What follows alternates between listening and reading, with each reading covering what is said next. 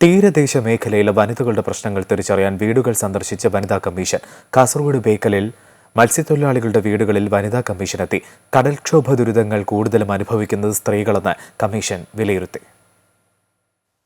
തീരദേശ മേഖലയിലെ കിടപ്പ് രോഗികളായ സ്ത്രീകളുടെ പ്രശ്നങ്ങളും പരാതികളും കേൾക്കാനായിരുന്നു വനിതാ കമ്മീഷന്റെ ഗൃഹസന്ദർശനം. തീരദേശ മേഖലയിൽ കിടപ്പ് രോഗികളുടെ രോഗപരിചരണത്തിനായി വാഹന സൗകര്യങ്ങൾ ഇനിയും മെച്ചപ്പെടേണ്ടതുണ്ട്. വീടുകൾ തമ്മിലുള്ള അകലം കുറവായതിനാൽ വാഹനങ്ങൾ എത്തിക്കാൻ സമീപവാസികൾ സഹകരിക്കണം. കടൽക്ഷോഭത്തിൽ നിന്ന് തീരദേശത്തെ സംരക്ഷിക്കാനുള്ള പദ്ധതികൾ സർക്കാരിനോട് ശുപാർശ ചെയ്യും. കടൽക്ഷോഭ ദുരിതങ്ങൾ കൂടുതലായി അനുഭവിക്കുന്നത് സ്ത്രീകളെന്നും വീടുകൾ സന്ദർശിച്ച് വനിതാ കമ്മീഷൻ പറഞ്ഞു. എല്ലാ മേഖലകളിൽ പ്രത്യേകമായിട്ട് നമ്മൾ ഇടപെടേണ്ടതായിട്ടുണ്ട് എന്നുള്ള ചർച്ച വനിതാ കമ്മീഷൻ നടത്തിയിട്ടുണ്ട്.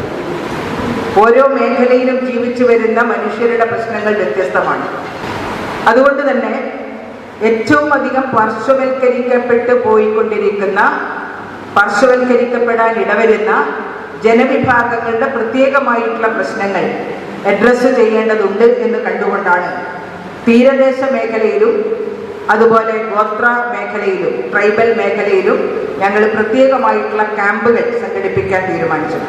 പരാതികൾ അറിയുവാനായി കാസർഗോഡ് ബേക്കലിൽ 10 വീടുകളിലാണ് കമ്മീഷൻ സന്ദർശനം നടത്തിയത്. വനിതാ കമ്മീഷൻ അധ്യക്ഷ അഡ്വക്കേറ്റ് സതീദേവിയുടെ നേതൃത്വത്തിലായിരുന്നു തീരദേശ മേഖലയിലെ വീടുകളിലെത്തിയത്. അമൃത ന്യൂസ്, കാസർഗോഡ്.